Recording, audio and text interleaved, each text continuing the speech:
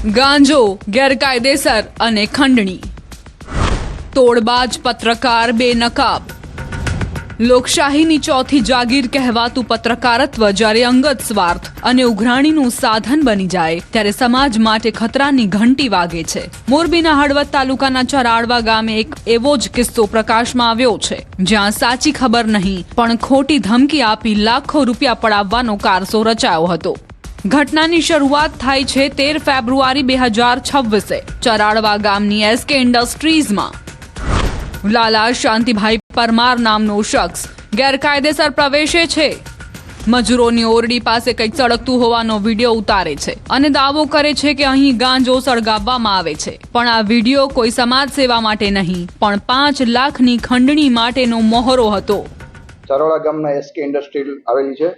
એમાં ફરિયાદી પોતે વાસુદેવભાઈ દેવજીભાઈ સોનગરા ચલાવતા હોય અને એની ફેક્ટરીમાં 13/2/26 રોજ આ કામે જે આરોપીઓ છે એમને 5 લાખ રૂપિયા જેવી ખંડણીની માંગણી કરેલી. વિડીયો વાયરલની ધમકી, કારખાનું સીલ કરવાનું ષડયંત્ર. રમત અહીંથી શરૂ થઈ. આરોપી લાલા પરમારે ધમકી આપી કે જો 5 લાખ નહીં મળે તો કારખાનાના માલિકોને ગાંજાના કેસમાં ફસાવી દેશે અને કારખાનું સીલ કરાવી દેશે. આ ખેલમાં એન્ટ્રી થઈ હળવદ બ્રેકિંગ ન્યૂઝના પત્રકાર મેહુલ ભરવાડની. મેહુલ અને લાલાએ ભેગા મળીને કારખાનેદાર વાસુદેવભાઈ પર દબાણ વધાર્યું. સતત ફોન, મેસેજ અને હળવદ બ્રેકિંગમાં બદનામ કરી દેવાની ચેતવણીઓ. એમની પાસેથી ફેક્ટરીમાં ગાંજાના કેસમાં ફસાઈ દેવાની ધમકી આપી, હળવદ બ્રેકિંગમાં નામ ચડાવી અને વિડીયો વાયરલ કરીને ધમકી આપી, કારખાનાની આજુબાજુ આટાફેરા મારી અને ડરાવી ધમકાવી, જે બાબતે ગુનો દાખલ થયેલ છે. 16 ફેબ્રુઆરીની રાત્રે પત્રકાર મેહુલ ભરવાડ કારખાનાની આજુબાજુ આંટાફેરા મારી ડરનો માહોલ ઉભો કરી રહ્યો હતો. પણ કારખાનેદારે ડરવાના બદલે કાયદાનો સહારો લેવાનું નક્કી કર્યું. હળવદ પોલીસ મથકે ફરિયાદ પહોંચી અને પોલીસ એક્શનમાં આવી. તોડબાજ લાલા પરમાર અને કલમના કલંકિત પત્રકાર મેહુલ ભરવાડ સામે ખંડણીનો ગુનો નોંધાયો.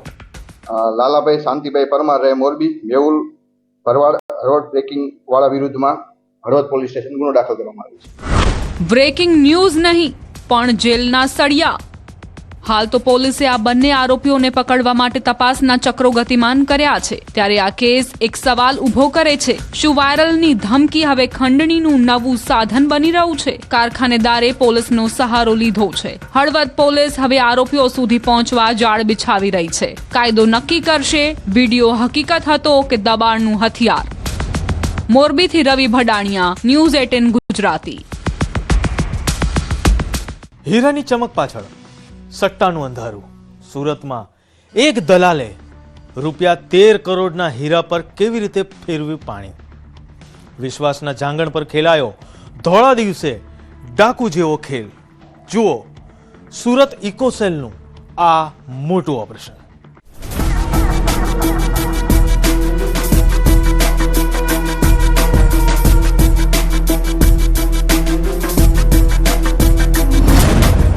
વિશ્વાસનો ઘાત, 13 કરોડ સાફ. સુરતનું મિની બજાર અને વરાછાની ગલીઓ, જ્યાં રોજના કરોડોના હીરા માત્ર એક ચિઠ્ઠી અને પરસ્પરના વિશ્વાસ પર આમથી તેમ થતા હોય છે. પણ આજ વિશ્વાસનો ગેરફાયદો ઉઠાવીને 43 વર્ષીય હીરા દલાલ શાહિલ શાહે એવો ખેલ ખેલ્યો કે આખું બજાર સ્તબ્ધ થઈ ગયું. 13 કરોડ 32 લાખના હીરા લઈને આ ભેજાબાજ દલાલ રફુ ચક્કર થઈ ગયો હતો. શાહિલે કલકત્તા, હૈદરાબાદ અને મુંબઈની મોટી પાર્ટીઓ સાથે કનેક્શન હોવાનો દાવો કર્યો. વેપારીઓને એમ કે માલ જશે તો નફો મળશે, પણ સાહિલના મનમાં તો કંઈક અલગ જ ચાલી રહ્યું હતું. તેણે અલગ અલગ 3 પેઢીઓ પાસેથી અંદાજે 2600 કેરેટથી વધુના હીરા જાંગડ પર લીધા અને પછી જે કર્યું તે કોઈ ફિલ્મી વિલનથી કમ ન હતું. વિશ્વાસના આધારે ટોટલ 13 કરોડ 32 લાખ રૂપિયાના અલગ અલગ હીરાઓ એણે આ વેપારીઓ પાસેથી લીધા હતા સાહિલ શાહે. અને ત્યારબાદ આ હીરા છે એણે આગળ કલકત્તા, હૈદરાબાદ, મુંબઈ કોઈ પણ વેપારીને કંઈ આપ્યા નહીં અને બારોબાર એ પોતાના અંગત ફાયદા માટે આ હીરા એમની પાસેથી લઈ લીધા હતા અને આ પ્રકારે એણે છેતરપિંડી કરી હતી. સટ્ટાનો શોખ, હીરા બન્યા કોલસો. પોલીસ તપાસમાં જે બહાર આવ્યું તે ચોંકાવનારું હતું. જે હીરા વેપારીઓને આપવાના હતા તે સાહિલે રોકડેથી બારોબાર વેચી દીધા અને કરોડો રૂપિયા ક્યાં ગયા? મુંબઈના સટ્ટા બજારમાં. ક્રિકેટ સટ્ટાબાજીની એવી લત લાગી કે વેપારીઓના પરસેવાની કમાણી સાહિલે એક ઝાટકે ઉડાવી દીધી.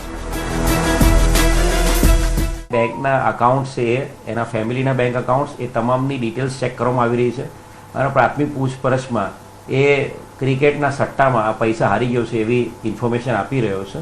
3 જેટલા વેપારીઓ છે એ લોકો પાસેથી અલગ અલગ, એક વેપારી પાસેથી 1298 કેરેટના હીરાઓ, એક વેપારી પાસે 177.86 કેરેટના હીરા અને એક વેપારી પાસેથી 1210 કેરેટના હીરા, એમ કુલ મળીને 6,50,000, 95,74,000 અને 5,86,000 એમ ટોટલ 13 કરોડ 32 લાખના અલગ અલગ હીરા એણે આ વેપારીઓ પાસેથી લીધા હતા. 2 મહિનાની નાસભાગ અંતે સકંજામાં.